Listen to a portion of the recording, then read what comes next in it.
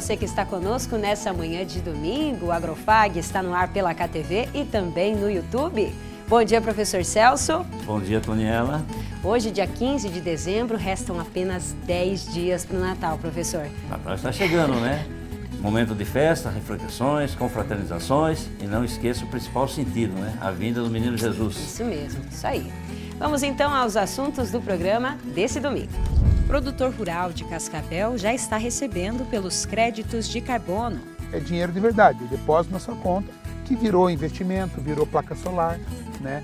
Virou pagamento de um equipamento. Ou seja, isso aqui é mais uma ferramenta que o produtor tem para poder rentabilizar e ter uma sustentabilidade financeira da sua lavoura. Daqui a pouco você vai saber o que ele fez para tornar real essa nova renda na propriedade. No estúdio, o especialista explica como funciona esse mercado. Vamos mostrar também como deve ser feita a produção de insumos biológicos on-farm. Medidas de segurança devem ser adotadas para evitar a contaminação dos produtos que serão aplicados. Dia de Campo traz informação e conhecimento sobre novas variedades de soja e milho. Encontro reúne empresas parceiras do City Farm Fag.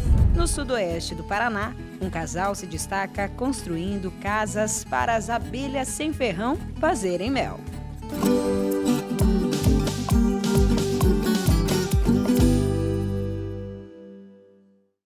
Professor Celso, o Brasil é considerado referência no uso e na produção de insumos biológicos, né? O agricultor brasileiro sempre está atento a novas inovações, a essas tecnologias que vêm novas, né? E ele está usando essa bioinsumos numa velocidade incrível. Com certeza. E a produção de insumos biológicos pode ser feita on-farm, ou seja, na própria fazenda. É sobre isso que a gente vai falar agora.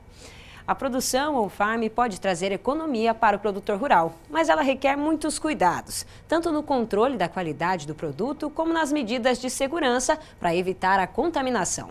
Nós acompanhamos como é feito esse trabalho na Fazenda Escola do Centro Fag, que utiliza os bioinsumos de forma integrada com os químicos.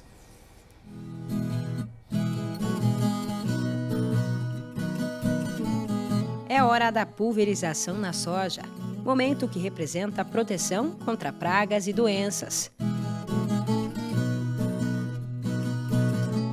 Nessa etapa, início da fase reprodutiva da cultura, a aplicação é feita com um fungicida biológico produzido com 3 tipos de bacilos, que atuam no controle de doenças da parte aérea das plantas.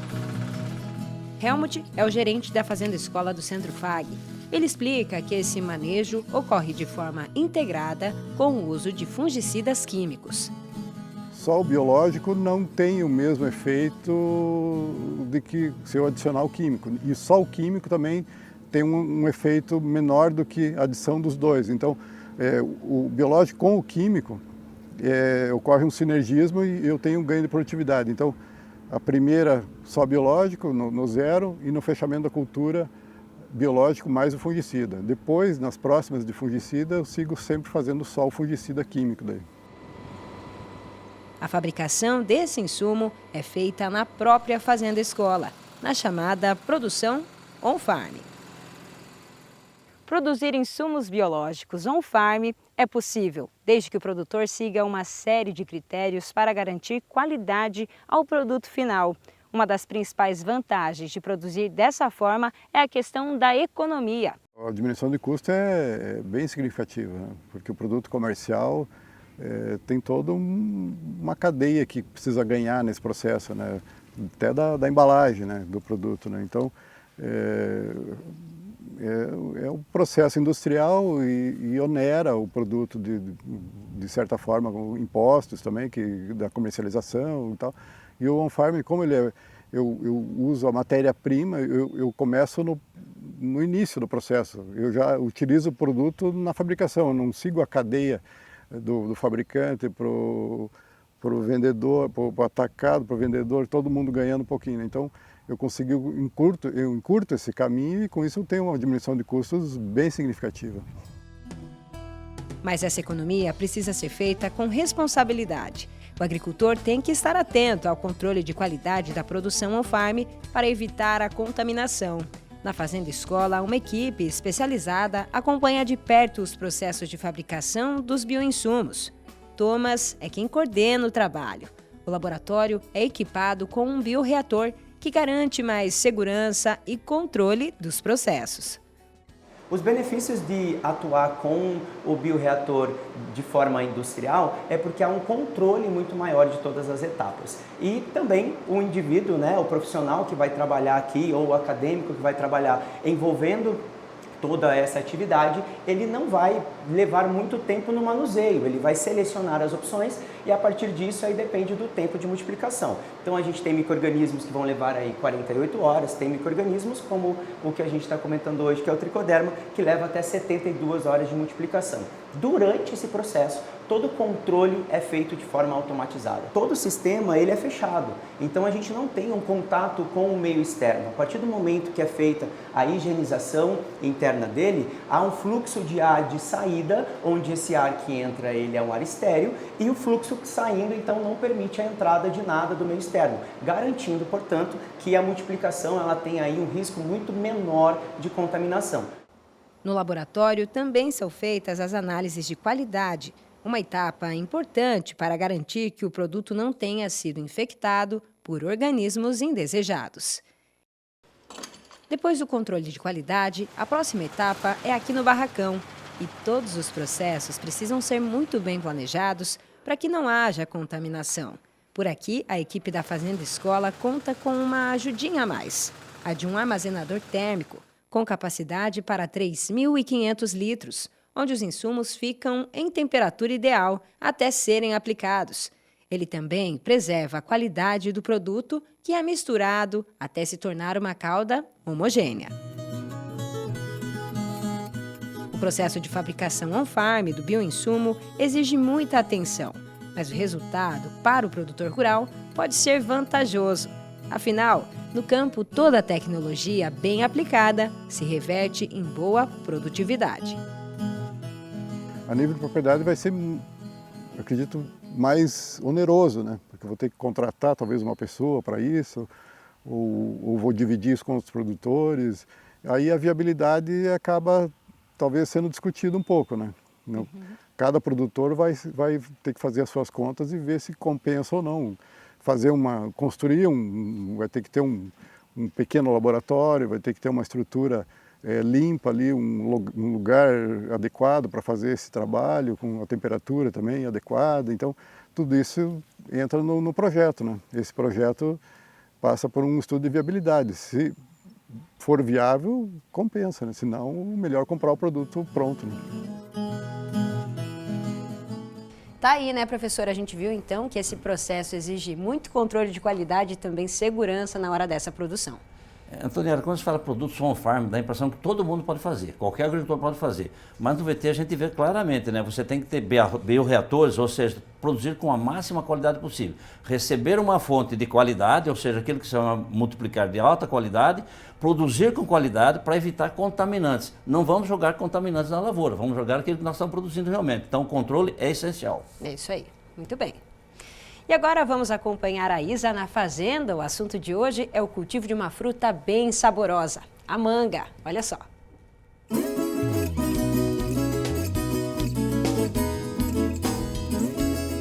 A manga é uma das frutas tropicais mais queridas no Brasil e no mundo. É fácil encontrar uma mangueira por aí, inclusive na Fazenda Escola, onde temos várias. Aqui, a principal variedade cultivada é a Tommy Atkins e estamos no 2º ano de colheita. Ambas têm mais de 3 anos de idade e, por estarem em fase inicial de produção, ainda apresentam uma produtividade moderada, algo esperado nesse estágio do cultivo. A Tommy Atkins é uma das variedades mais populares no mercado, conhecida pela casca de coloração avermelhada, a polpa firme, pouco fibrosa e o sabor adocicado. Sua alta resistência ao transporte e à manipulação torna essa manga ideal para comercialização em mercados nacionais e internacionais. O ciclo produtivo dessa variedade exige paciência e cuidado. Desde o plantio até a colheita inicial, o período varia de 3 a 5 anos, dependendo do manejo e das condições climáticas. Com uma vida produtiva que pode superar os 20 anos, por isso, investir em mangueira é sinônimo de retorno a longo prazo. Além disso, a manga é uma fruta rica em nutrientes como vitaminas A, C e fibras, sendo amplamente recomendada na alimentação. Sua versatilidade permite o consumo in natura, em sucos, doces, geleias e até em pratos salgados. O Brasil é o 6º maior produtor de manga do mundo e as exportações de manga brasileira atingiram marcas históricas em 2023, gerando um faturamento de aproximadamente 315 milhões de dólares. Os volumes exportados tiveram um aumento de 15% em relação ao ano de 2023, com cerca de 266 mil toneladas de acordo com a Embrapa. Cerca de 93% da manga exportada pelo país veio do Vale do São Francisco na região Nordeste, em especial dos estados da Bahia e Pernambuco. Se você está pensando em investir no cultivo da manga, aqui vão algumas dicas. Escolha variedades adequadas ao mercado que deseja atender. Um planejamento de irrigação e fertilização são essenciais para o bom desenvolvimento das plantas. Um monitoramento regular de pragas e doenças como a mosca das frutas e, além disso, realize as podas para favorecer a floração e a frutificação. Não deixem de acompanhar o Agrofag nas redes sociais. Nos vemos na semana que vem e até lá! Obrigada, Isa. Essa semana nós conversamos com o Edmar Gervásio, analista do DERAL, Departamento de Economia da Secretaria de Agricultura do Paraná. Ele fez um balanço sobre como estão as lavouras de soja e milho no estado. A área plantada com soja no Paraná para esta safra de verão é de 5.800.000 hectares. A expectativa de produção é de 22 milhões de toneladas. As lavouras apresentam bom desenvolvimento e estão na fase de formação e enchimento de grãos. Na última semana, ali mais especificamente entre sexta e domingo, a última sexta e domingo, a gente teve volumes bastante significativos de chuva por todo o estado. Em algumas regiões, as chuvas até superaram, nesse período, o volume todo esperado para o mês de dezembro. Então, de modo geral, as chuvas foram benéficas para as lavouras. Claro que pontualmente algumas situações isoladas de erosão, eventualmente até acamamento do milho, por exemplo, mas são situações muito pontuais que não devem afetar a produção no cômputo geral do estado e nós esperamos ainda que teremos uma ótima safra nesse ciclo 2024-25, principalmente porque apesar dos problemas pontuais que a gente teve até o momento nas lavouras, as chuvas ocorreram, de certa forma, bastante tranquilas durante esse período entre agosto e dezembro, e isso propiciou um bom desenvolvimento para as lavouras, de modo geral, no estado do Paraná. E a expectativa de produção nesse momento é que, se confirmar lá a partir de janeiro essas estimativas atuais, a gente deve produzir acima de 22 milhões de toneladas, quem sabe até superar aí os 22,4 milhões de toneladas, que já foi a maior produção da história do estado do Paraná, e se tornar a maior safra de referência para a soja nesse ciclo. Claro que ainda temos pontos a serem cuidados, aí, porque a lavoura está em pleno desenvolvimento, mas ainda temos uma ótima expectativa para a safra de soja. A área plantada com milho é de 259 mil hectares, com expectativa de produção de 2.500.000 toneladas. A safra representa uma diminuição histórica de aproximadamente 12,5% em comparação com o ano passado. O milho hoje ele é uma safra de nicho nessa primeira safra, porque ele tem uma competição, de certa forma, bastante ferrenha com a soja. E ele ficou basicamente concentrado hoje no plantio do milho segunda safra, que tem o início lá a partir de janeiro de 2025. Só para a gente concluir, então, neste momento agora, qual que é a maior preocupação do produtor? É pela questão de pragas e doenças ainda? Hoje, com um volume de chuva um pouco maior, apesar que já cessou no estado, há uma tendência natural aí de você ter problemas mais com pragas, né? Mas o produtor ele está, de certa forma, antenado a isso e tem seus recursos lá junto com sua equipe técnica para justamente mitigar esse eventual dano aí com a aplicação de um produto químico para controle dessa situação. Então, de certa forma, ela caminha naturalmente, né? Isso já é uma situação que está presente nas lavouras no estado do Paraná. O produtor é bastante tecnificado e tem uma excelente assistência técnica, aí, principalmente das cooperativas e até mesmo a assistência pública para os menores produtores. Então, isso, de certa forma, é bem direcionado e é uma situação que caminha muito tranquilamente, né? Normalmente, a gente não tem soluços aí de problemas mais sérios quanto ao planejamento, né, da situação de controle de pragas e plantas invasoras, etc. A Fazenda Plantar, localizada às margens da BR-467 em Cascavel, foi o ponto de encontro de produtores rurais que participaram de um dia de campo. O objetivo foi apresentar as tecnologias que buscam aumentar a produtividade das lavouras. Olha só.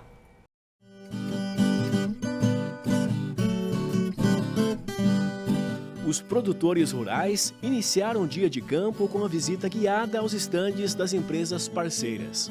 Assistiram palestras técnicas e percorreram o evento acompanhados por especialistas, tirando dúvidas e trocando informações. Aqui no dia de campo, o produtor tem contato direto com novidades em cultivares de soja e híbridos de milho, além de produtos e soluções para garantir cada vez mais altas produtividades nas próximas safras. Seu Eloís tem propriedade em Toledo e está interessado em conhecer variedades de soja mais produtivas. Para ele, a escolha certa do material é crucial para o sucesso da safra. A gente vê cada vez melhor, né? A produtividade, as variedades de soja, né? Precoce, umas mais alongadas, mas é muito bacana estar aqui vendo essas variedades de soja nova, né? E milho, muito bacana. Para atender essa demanda, empresas apresentaram novidades específicas para a cultura, como explica o Túlio, representante técnico de uma delas.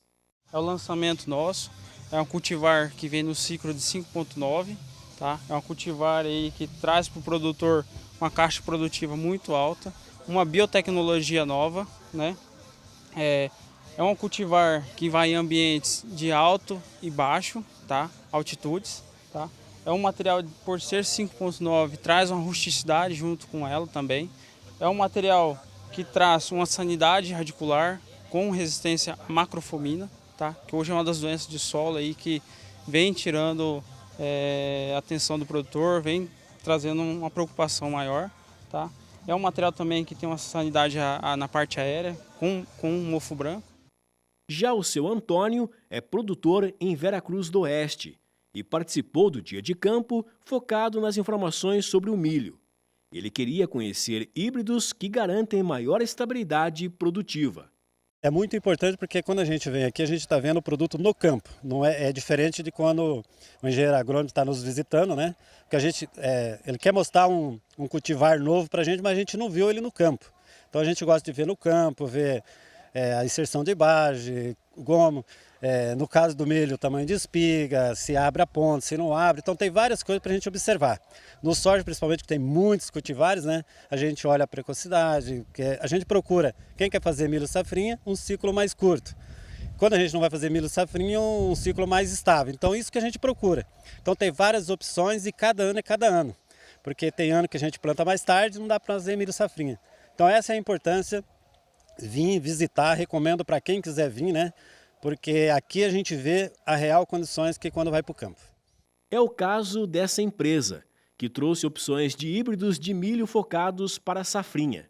Guilherme explicou que esses materiais foram desenvolvidos pensando em resistência contra pragas e doenças. A safrinha ela tem uma série de desafios, né? A gente recentemente veio com a chegada da cigarrinha, teve uma mudança bastante drástica dos portfólios das empresas. O agricultor hoje busca produtos mais tolerantes, principalmente em enfesamento, uma parte sanitária muito mais interessante do que tínhamos no passado e também produtos com caixa produtiva. Afinal, o agricultor ele precisa produzir mais para conseguir ter um rendimento esperado na lavoura.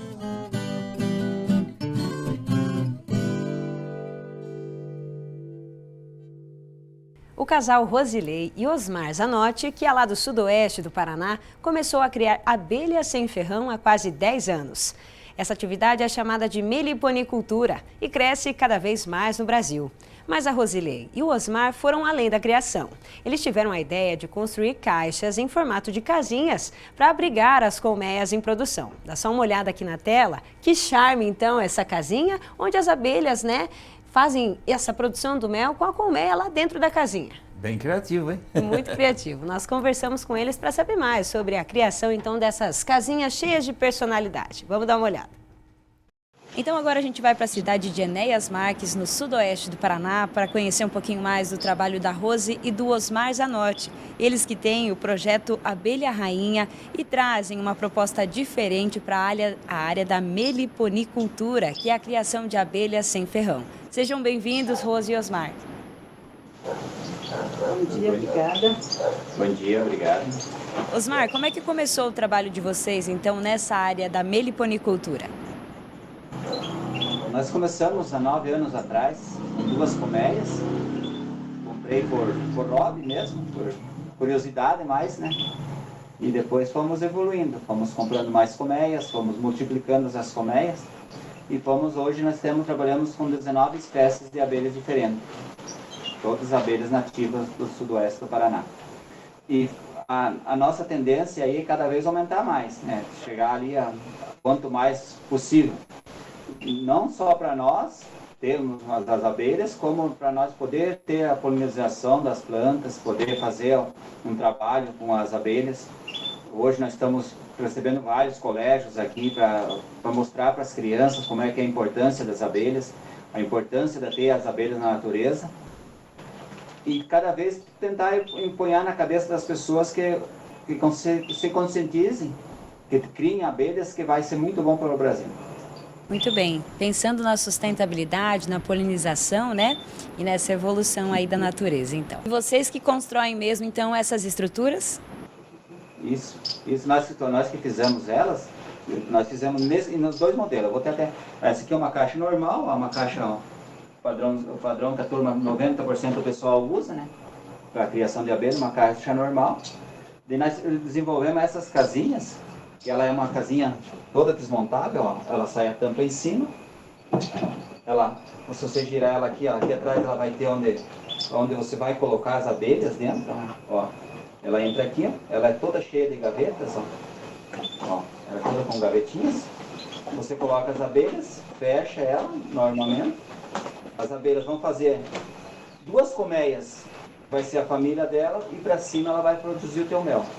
Ela vai entrar, no caso você vai colocar ela aqui dentro, ela vai sair aqui, ó. Aqui na frente, ó. Na portinha da casinha aqui, ó, tem um buraquinho aqui, ó. Não sei se a câmera vai conseguir pegar ali. Onde elas vão trabalhar. Isso aqui você coloca na frente de casa lá, além de você ter o teu mel, a tua produção própria, você sabe o que você vai comer, você tem as abelhas e tem um enfeite na frente da casa. Que bacana, que interessante, Osmar. Eu queria que você falasse também, porque nos bastidores a gente conversava sobre a possibilidade de criar em casa ou em apartamento, né? É possível criar abelha em apartamento? É possível. Até o 3º andar eu já tenho colegas que têm abelhas no apartamento e está produzindo bem. Do 3º andar acima não sei, ainda por causa da altura. Porque a abelha vem voando, ela vem na coisa, ela vem pesada. Normalmente, se pegar um dia de vento, o vento vai levar ela para o lado. Ela vai perder algumas abelhas. Mas eu acredito que 99% das abelhas vão chegar na colmeia. Rose, e como que é possível, para quem quer começar, por exemplo, você compra uma caixinha como essa, você tem que comprar também uma quantidade de abelhas ali para formar uma colmeia? Como que é, Rose? Nós vendemos a casinha com a abelha dentro, já vai prontinha. Se for na caixa a mesma coisa, já tem que ter a família dela completinha, senão não funciona. Entendi. Então você compra a casinha, ela já vem com a colmeia e é só começar a produzir ou você tem que já fazer alguma coisa para que ela consiga melhorar essa polinização, para produzir esse mel? Como que é? Na verdade, você tem que ter um lugar certo para colocar ela, que não pegue o sol da tarde, deixar ela trabalhar. Se tiver flores por perto, melhor ainda. Mas se não tiver, elas vão procurar. Ou seja, você coloca elas em um ambiente que não pegue tanto sol direto, tem que ter um pouco de sombra e tem que ter flores, plantas ao redor para que elas possam fazer esse processo então da polinização. É isso, Osmar? É isso. Ela faz, se você não tiver, que nem no seu quintal, a abelha tem uma vantagem, ela não sabe onde que fica as divisas. Então, se você no seu quintal, às vezes não tem uma flor, mas no quintal do vizinho tem, ela vai lá no quintal do vizinho polinizar, buscar o néctar, buscar as coisas dela lá, o que ela necessita. Então, e se você pegar uma colmeia hoje dessas, prontinha, o teu trabalho é chegar em casa, instalar ela no lugar que você gostou lá, eu vou puxar ela na minha frente da minha casa, um exemplo. Vou deixar ela ali, você vai colocar ali, você vai abrir a portinha, que nós quando vendemos ela fechada, você não perder abelhas. Você vai abrir a portinha, ela vai sair, vai fazer a polinização. O teu trabalho é só cuidar dela, que não passe em veneno ou passe algum inseticidas perto. E ela vai lá buscar o pólen e vai fazer o mel para você produzir o teu mel próprio. Que bacana! E aí você faz a extração desse mel, né? Você retira ele. E aí você tem que renovar de alguma forma essa colmeia. O que tem que fazer? Quanto tempo vai durar então essa produção? Assim, a colmeia, que nem nós, aqui nós usamos o sugador para extrair o mel. Então ele é sugado, você não desmancha o copinho de mel dela, né? Na verdade, que a gente fala. Então ela fica ali, ela só vai ter o trabalho de encher novamente o copinho de mel. Ela não vai precisar ir lá coletar toda a cera para fazer o copo novamente. Então ela só vai trazer o mel novamente para encher de novo o copinho que ficou pronto lá. Você só coleta então o mel já líquido. Você tem essa possibilidade de fazer essa coleta com uma seringa mesmo? Como que é? Pode ser feito com uma seringa, pode ser feito com sugador, ou se você não tiver outro jeito, pode tirar, cortar ele com uma faca e tirar e espremer com a mão, ele vai sair normal, meu. Só ela vai demorar mais para produzir novamente, porque ela tem que fazer toda a cera novamente. Muito bem. Pessoal, obrigada por participarem com a gente, mostrando um pouquinho mais do trabalho de vocês, tanto aí na meliponicultura como na construção e nessa criatividade com as casinhas para abrigar essas abelhas. E um dia a gente espera ir aí em Anéas Marques conhecer um pouco mais então aí da propriedade de vocês. Obrigada. Serão muito bem-vindos. A hora que vocês quiserem vir aqui, a gente está às ordens ali para receber vocês. Muito obrigada, pessoal. Você vai poder tomar mel do canudinho aqui na colmeia. Show de bola, pessoal. Obrigada, tá bom? Até a próxima. Que criativos eles, né? E se você quer participar do Agrofag enviando fotos e vídeos, compartilhando informações e novidades aí da sua região ou sugerindo assuntos que podemos tratar aqui no programa, entre em contato com a gente pelo WhatsApp. É no 4533213970. Estamos em todas as redes sociais, no Instagram, TikTok, YouTube e também no Facebook. Participe conosco. Confira agora os preços do mercado agrícola. Em Cascavel, a saca da soja R$ 128,00, a saca do milho R$ 61,00 e a saca do trigo R$ 75,00. No próximo bloco, vamos falar sobre os créditos de carbono.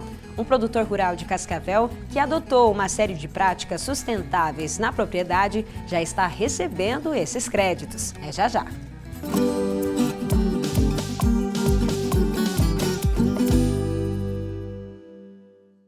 Vestibular Agendado Centro Fag. Ingresso imediato para todos os cursos via segunda graduação, vestibular agendado, prova online ou nota do Enem. Inscreva-se e aproveite o desconto especial de primeira mensalidade. Passaporte 40+ exclusivo Fag. Acima dos 40 anos, sua idade é convertida em desconto na mensalidade. E o passaporte é válido até o final do curso. fag.edu.br/agendado. Centro Universitário Fag. Aqui você realiza.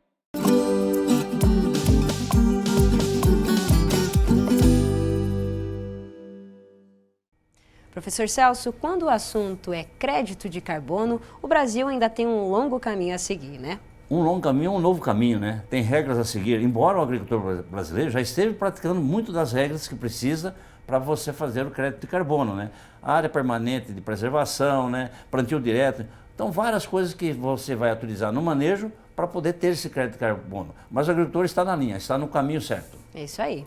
E nós vamos mostrar agora o exemplo da família Portes de Cascavel, que tem um investimento já consolidado no mercado de crédito de carbono. Confira. Quantas histórias o solo é capaz de guardar? O dessa propriedade, por exemplo, que fica em Cascavel e serve de base para a produção de grãos, sustenta memórias da família Portes há 55 anos, quando seu Luiz iniciou o plantio das lavouras. O filho Marco deu sequência ao trabalho, sempre prezando pela eficiência produtiva dos cultivos.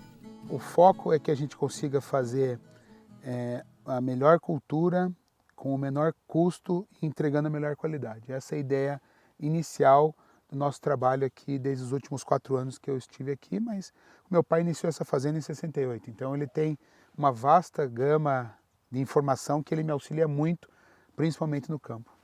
Dando continuidade às boas práticas implantadas pelo pai, o Marco percebeu que a propriedade dava exemplo de sustentabilidade e, por isso, decidiu se integrar ao mercado de créditos de carbono. O crédito, na verdade, todo produtor pode ter, pode fazer. Ele não interfere, na verdade, no seu manejo. É uma base de você gerenciar o manejo, informar ele, e isso vai te dar uma resposta de como é que está o teu balanço de carbono entre o que você emitiu e entre o que você reteve. Isso, no final das contas, vai te dar a quantidade de créditos possíveis de serem comercializados. Então, isso, hoje, a gente tinha até então 4 linhas na nossa gestão, na fazenda, como de receita. Então, nós tínhamos a soja, o milho, a aveia e os resíduos. E hoje a gente tem uma 5ª linha que está dentro do nosso financeiro, que vem proveniente do crédito de carbono, que nos auxilia a ser mais sustentável, a poder investir de forma circular em novas atividades verdes que vão gerar novos créditos de carbono. Então é um círculo virtuoso que acaba gerando dentro da fazenda. Hoje vocês contemplam 12 dos 17 pilares que são estipulados aí, né, para ter uma agricultura mais verde, sustentável e que fazem parte aí das condições dentro do mercado do crédito de carbono, né? Na verdade, esses são as 17 ODS, né, que foram regulamentados, que foram criados pela ONU por um desenvolvimento sustentável. E desses 17, com as práticas, com essa questão do carbono, nós recebemos já uma certificação dos 12. Então isso faz parte podemos buscar ou vamos buscar os outros, mas hoje já temos essas 12 certificações dessas 12 ODS. Entre as práticas adotadas na propriedade estão a sensorização do solo e o controle sobre as aplicações de insumos na lavoura. Nós fazemos a sensorização do solo em todo o início de produção, então em geral são 2, a gente faz início da soja, término da soja, que já vira o início da próxima safra, seria ou milho safrinha ou aveia branca para consumo humano. Com essa sensorização nós tomamos esses dados e a gente começa a formar uma gama de informações, uma gama de detalhes para a gente poder tomar a decisão de como o manejo vai ser realizado. Também nós temos um voo de asa, de drone, que faz a nossa avaliação das pragas existentes, né? Isso me ajuda muito na tomar a decisão de quando entrar em campo e se a gente entra em campo só num sistema de bico a bico, mais localizado ou de área total, dependendo da questão, né? Se é um fungicida, se é um inseticida, né? Se é um foliar. Então a gente utiliza essa tecnologia para nos auxiliar a ser mais efetivo no campo. Outro conceito valorizado na produção é o da agricultura regenerativa, que inclui técnicas utilizadas há anos pelos produtores brasileiros. O produtor hoje o agro ele tem que se comunicar melhor. Hoje a agricultura regenerativa não é um termo atual, talvez foi redesenhado, mas hoje, talvez um dos grandes exemplos da agricultura regenerativa é o plantio direto, que já existem aí há 30, 40 anos. E hoje, pelo menos na nossa região, poucos não fazem hoje o plantio direto. Outros itens, como, por exemplo, os biológicos que estão vindo, né, tanto para tratamento de solo, como para percevejo, lagarta, tem uma vasta gama de produtos biológicos que hoje trabalham em simbiose com o nosso ambiente. É um outro item que nos ajuda a trabalhar no regenerativo. Questão da substituição ou trabalhar na adubação híbrida, parte no adubo químico, parte no adubo orgânico, como a cama de aviária. Então, essas são práticas que nos ajudam a ser o regenerativo atual, ou criar o novo regenerativo. Né? Claro, na base do que vem nos últimos anos, né? Placa solar é uma forma de você contribuir para que a regeneração do sistema funcione. Rotatividade de culturas, né? Milho ou consórcio, né? entre uma braquiária e um milho, ou seja, existe já uma gama que é vastamente aplicada e é regenerativo. Né? Hoje basta a gente aplicar e colher esses frutos. Né? A renovação dos maquinários também.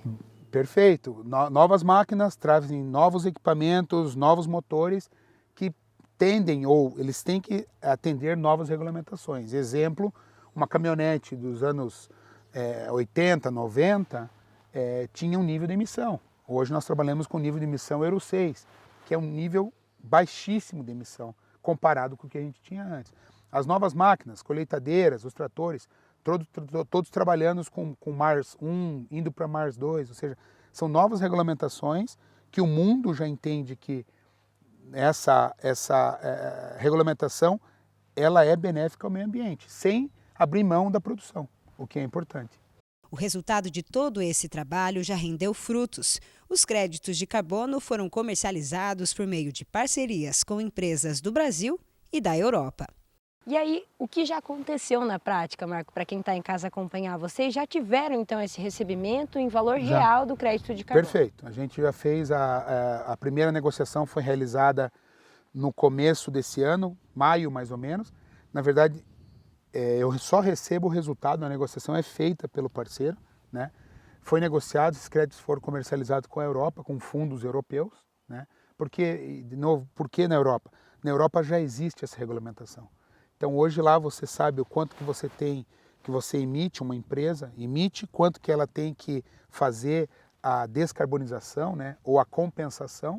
Então lá já existe esse mercado de crédito de carbono, que creio eu, no Brasil deve acontecer logo, porque hoje essa regulamentação já foi aprovada e está para sanção. Então existe aí um potencial disso acontecer aqui. E realmente sim, eu já recebi os créditos relativos à safra soja 23-24, e da minha safrinha, que foi 30% milho e 70% aveia. Então esses dois a gente já recebeu e é dinheiro de verdade, depósito na sua conta, que virou investimento, virou placa solar, né? Virou pagamento de um equipamento, ou seja, isso aqui é mais uma ferramenta que o produtor tem para poder rentabilizar e ter uma sustentabilidade financeira da sua lavoura. Para a família Portes, o caminho é de oportunidades. Essa conquista foi apenas um primeiro passo, que deve ser seguido por muitos agricultores Brasil afora. Hoje o Brasil tem um grande potencial de ser o maior gerador dessa nova economia que a gente está chamando de bioeconomia, que é o crédito de carbono, de manejos sustentáveis. E isso vai ajudar a gente a ser remunerado pelo que hoje o produtor já faz. Hoje nós temos, no nosso caso no Paraná, 20% nós temos que ter de APP. Mas hoje nós não somos remunerados pela APP, nós somos remunerados pela lavoura. Né? E essa é uma forma de quem preservar, e quem preservar mais vai receber mais. Essa é a conexão entre o que o produtor pode contribuir para que o mundo hoje ele deseja a descarbonização. Só que hoje o Brasil, que possui uma terra desse tamanho, possui um potencial desse tamanho, possa contribuir. Então, para quem quer começar a entender um pouco mais sobre esse segmento do crédito de carbono, qual é o seu recado e quais são aí os conselhos que você deixa para quem quer já passar por esse suporte aí de uma empresa que seja, então, certificada? Qual é o seu conselho? Não, o agricultor, eu entendo que o agricultor ele tem muito o conceito do crer para ver. Hoje já está em franca expansão a questão do crédito de carbono, né? Saiu de uma área pequena de piloto, a qual eu participei, para algo como 60 mil hectares sensorizados para isso. Né? Isso são dados da empresa que me fornece, que creio que deve iniciar, nem que faça uma área teste. Né? Pegue um pequeno, tem que ser pelo CAR, né? Mas pegue o seu CAR menor e faça um teste. O valor de investimento não é muito grande e conforme vai se criando um volume de produtores que estão já utilizando o crédito de carbono vai se popularizando. Creio eu que num futuro próximo, como hoje o produtor fala, você já fez o seu ITR, por exemplo, daqui a pouco você vai estar conversando nas rodas, você já fez o seu crédito de carbono, sabe? Eu acho que vai ter essa popularização, vai criar vai ter robustez a solução. Creio que tem que começar a utilizar isso a seu favor, porque realmente é uma sustentabilidade financeira para dentro da fazenda. Nós acompanhamos então essa reportagem que fala um pouco sobre o exemplo aí do produtor Marco Portes no mercado de crédito de carbono, e aqui a gente segue falando sobre esse assunto. E para isso a gente recebe José Roberto Martins, advogado e também professor do curso de Direito, mestre em Ciências Ambientais. Seja muito bem-vindo, José. Muito obrigado. Esse é um assunto do momento, né? A gente precisa aí falar sobre os detalhes dele, porque daqui em diante o produtor rural vai ouvir falar muito de crédito de carbono. Sim, é uma tendência, né? Nós temos aí alguns protocolos que vêm sendo sempre com o objetivo da sustentabilidade, né? A preservação do meio ambiente, a redução de emissão de gases de efeito estufa, né? E hoje nós chegamos num ponto onde os produtores eles acabam tendo alguns incentivos, né? E algumas práticas que podem gerar até um retorno financeiro. Uma delas é o crédito de carbono, que é um mercado que recentemente está passando por regulamentações no Brasil, e isso vem trazendo uma segurança jurídica, né? Ou seja, o produtor ele pode fazer ali as suas escolhas, né, entre preservar, reduzir a sua poluição e, com isso, gerar os créditos de carbono que podem render para ele ali algum retorno financeiro. Isso aí, uma renda a mais para complementar, né? Isso. Muito bem.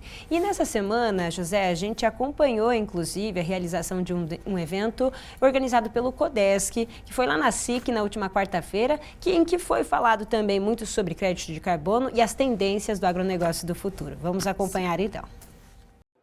Realizado na SIC, em Cascavel, o evento Tendências Agro 2050 reuniu profissionais de diferentes áreas para debater as demandas do agronegócio atual e as perspectivas para o futuro do setor. No encontro promovido pelo Conselho de Desenvolvimento Sustentável e Econômico de Cascavel, foram debatidos temas como inovação, tecnologia e desenvolvimento sustentável. Um dos palestrantes foi Maurício Schneider, que falou sobre a descomoditização de produtos no Brasil e o papel da tecnologia para aumentar a produtividade e a eficiência no agro. Ele também comentou sobre a demanda do mercado internacional por créditos de carbono e o potencial dos produtores rurais brasileiros na área.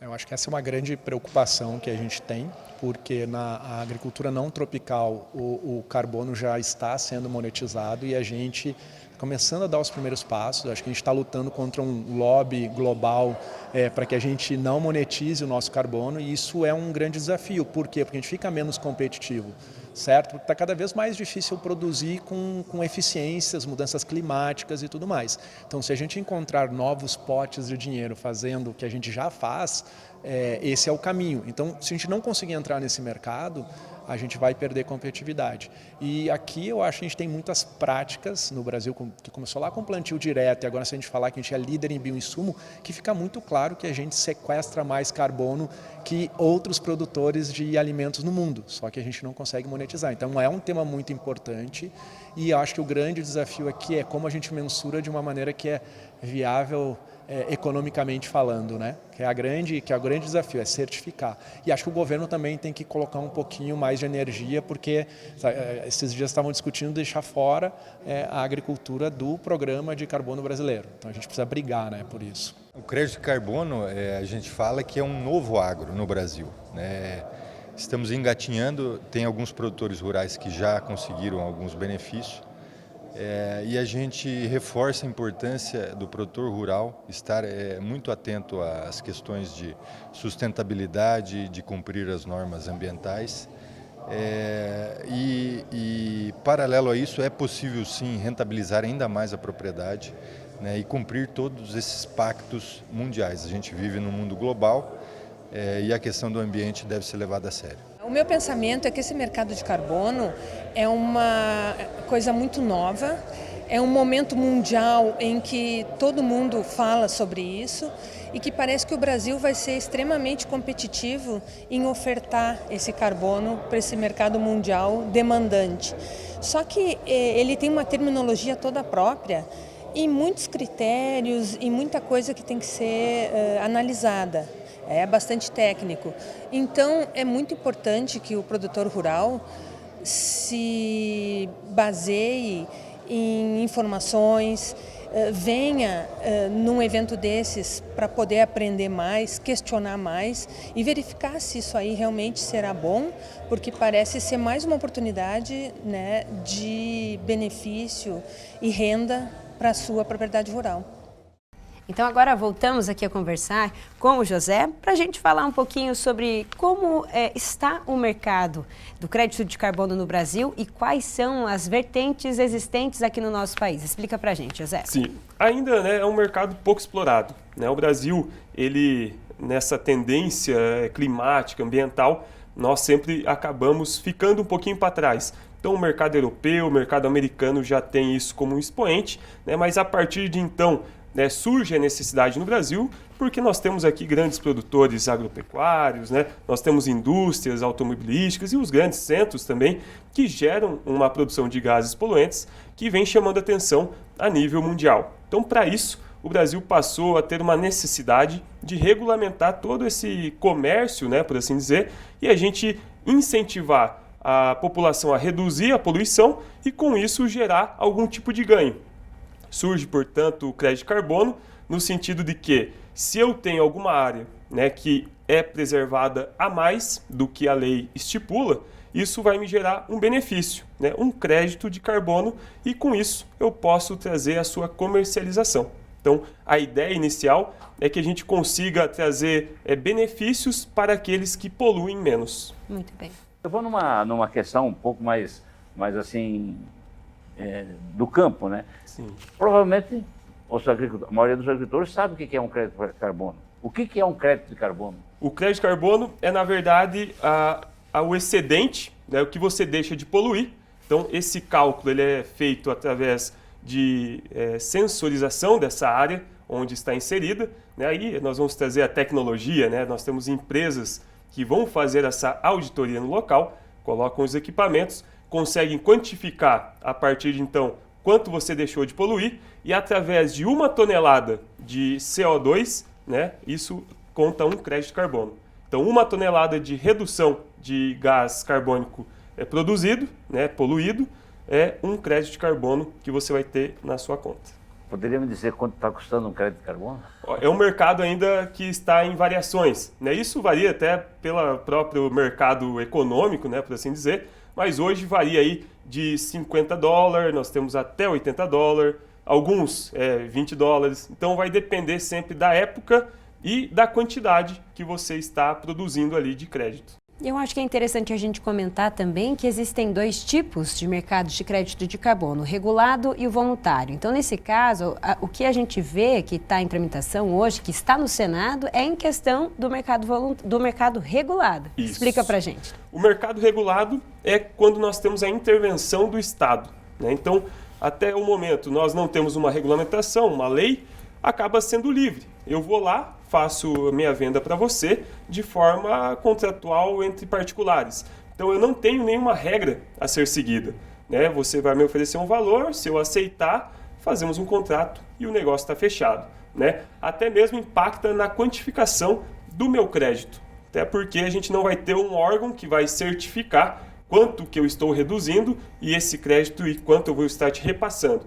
O mercado regulado já é diferente. Ele traz um valor um pouco maior justamente porque te dá uma garantia maior. Então, a partir do momento que eu tenho o Estado intervindo, nós temos alguns critérios e requisitos que devem ser seguidos. A partir disso, traz uma maior garantia para aquele que está vendendo, também para aquele que está comprando, né, e acaba beneficiando a todos. Tem que seguir, então, alguns padrões, tanto, né, do que vai ser comercializado, onde esse crédito ele vai se pautar, ou seja, tem essa questão da tokenização, né, ou seja, gerar essa moeda de forma global. Isso que também é interessante a gente comentar, que às vezes o produtor fica em dúvida, né?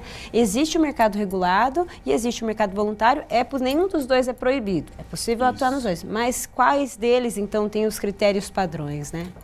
E aí tem interessante nessa parte da tokenização, né?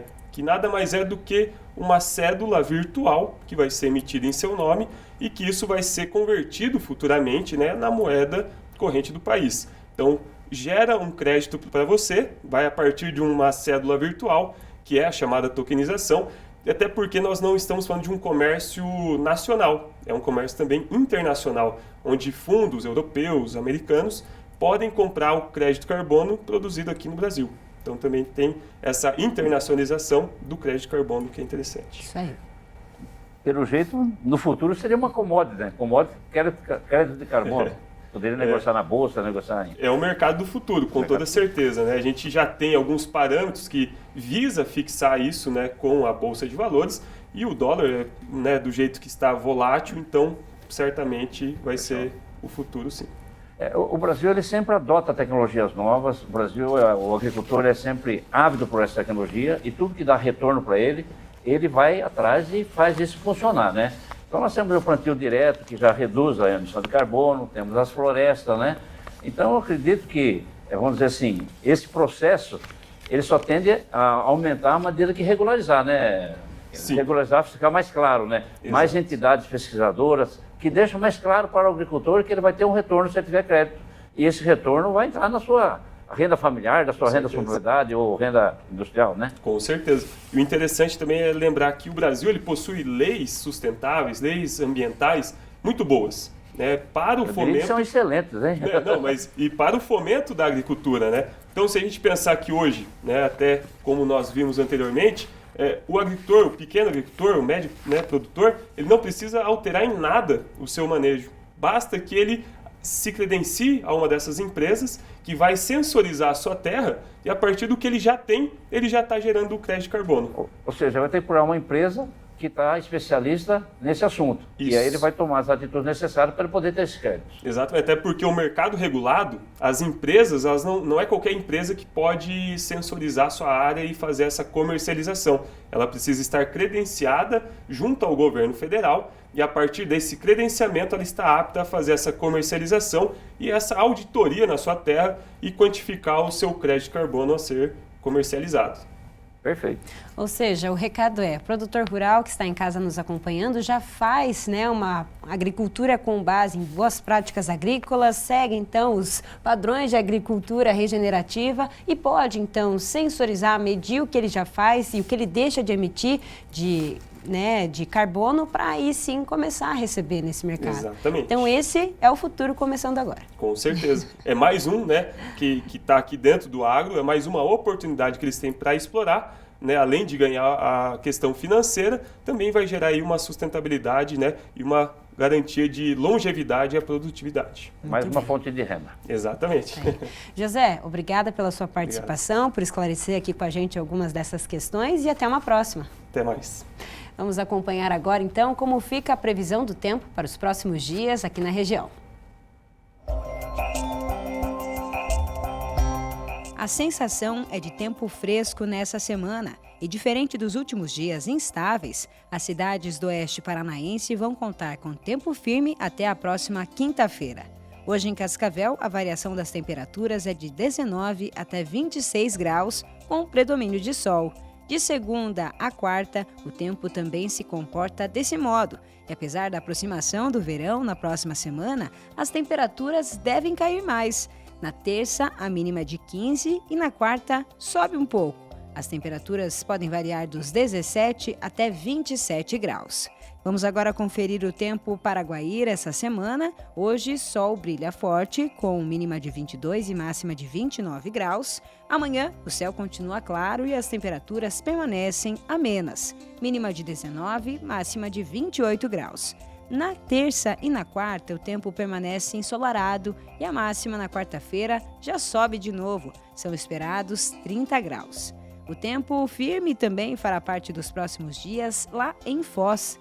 Hoje, céu com poucas nuvens, mínima indicada pelo CIMEPAR 21 e máxima 29 graus. Até quarta-feira segue assim. A mínima esperada para a semana é de 18, que deve ocorrer na terça, e a máxima 29 graus na quarta. Depois do intervalo, empresas que participaram do City Farm se reúnem em momento de confraternização. É daqui a pouco.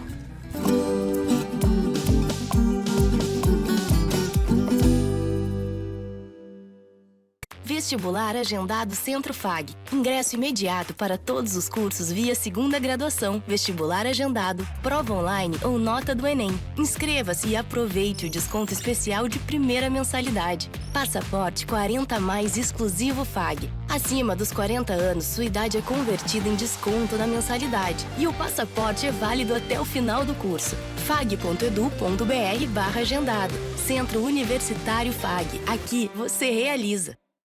Conectados ao mundo. Somos todos. Somos um só. Somos muito mais. Global Connection. Descubra um novo programa de pós-graduação Centro Universitário FAG. Acesse o site e conheça os cursos disponíveis. Conexões internacionais e experiências transformadoras. fag.edu.br/pós. Inscrições pelo fone 4533213964. Pós-graduação Centro FAG. Global Connection. Realize.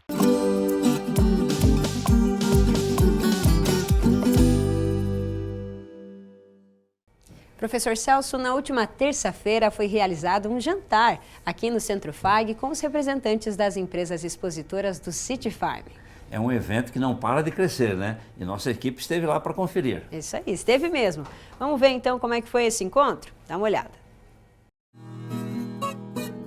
A quarta edição do City Farm FAG foi realizada em novembro, em uma área de 24 mil metros quadrados na Fazenda Escola. O evento reuniu 85 empresas expositoras e um público de 7.500 visitantes, entre produtores, estudantes e profissionais de toda a região. Também foram realizadas palestras técnicas nos seminários de pecuária de leite e de corte. Para celebrar o sucesso do City Farm, os parceiros se reuniram para uma confraternização no Centro de Convivência do Centro FAG.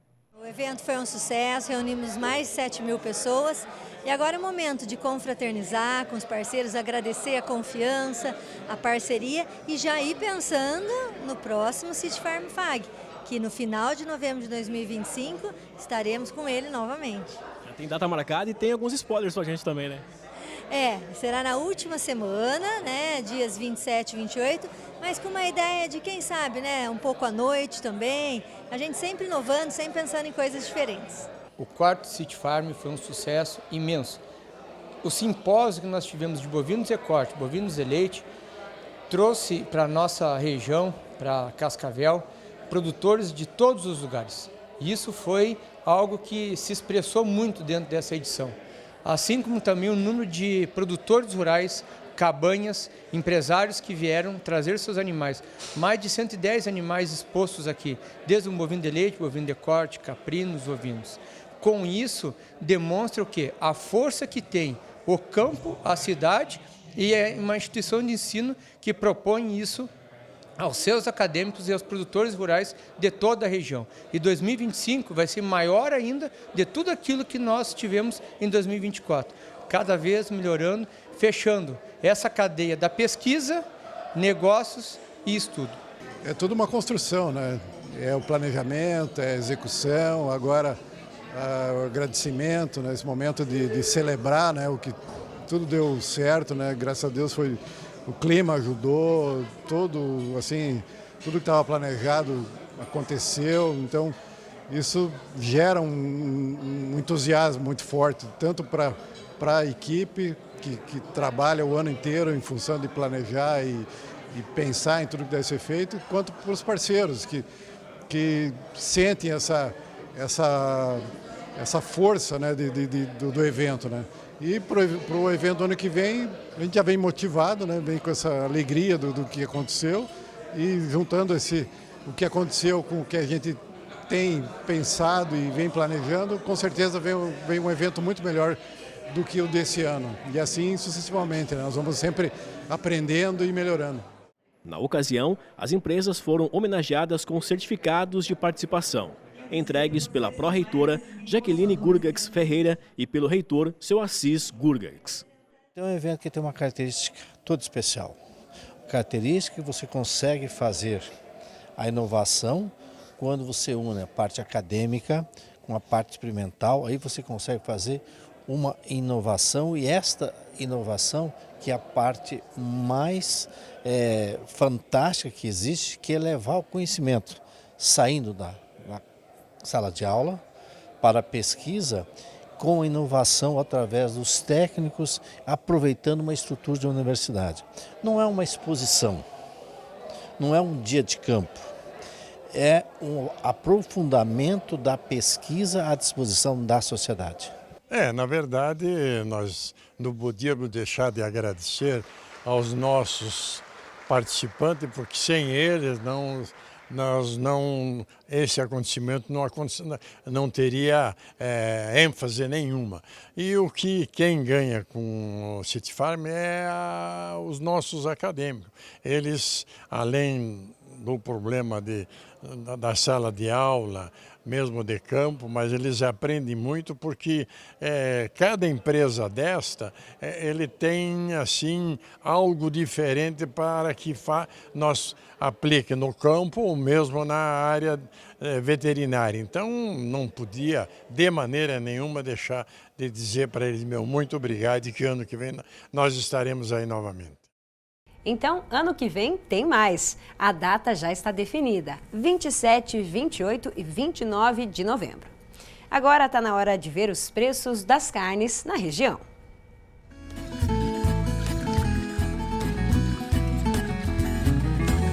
A arroba do boi gordo encerrou a semana em R$ 316,85. O quilo do suíno, R$ 6,62. E o quilo do frango, R$ 4,16. E agora vamos ao nosso momento das redes sociais. E antes de mostrar as indicações aqui de eventos e cursos, eu quero deixar um abraço para 2 espectadores que participaram com a gente essa semana lá no WhatsApp. A Cida, que é a produtora rural de Amoras, lá de Mandirituba, região de Curitiba. Um abraço para a Cida e toda a família dela. E também o Rosival Evangelista, de Chapecó, Santa Catarina. Um abraço para vocês e continuem participando com a gente. Primeira indicação que a gente traz aqui, uma notícia boa, né, professor, para o agronegócio. Olha só, concurso 2024 da Embrapa. Então, a partir de amanhã, dia 16, a gente vai ter esse início, então, das inscrições para as vagas, né, destinadas à Empresa Brasileira de Pesquisa Agropecuária. Vou citar alguns dos cargos aqui: assistente, técnico, analista e pesquisador. As inscrições, então, vão até o dia 7 de janeiro e podem ser realizadas no site do Sebrasp. Então, oportunidade única, né? Boa oportunidade. São 1.027 vagas. Só lembrando, então, para quem está em casa. Muito bem.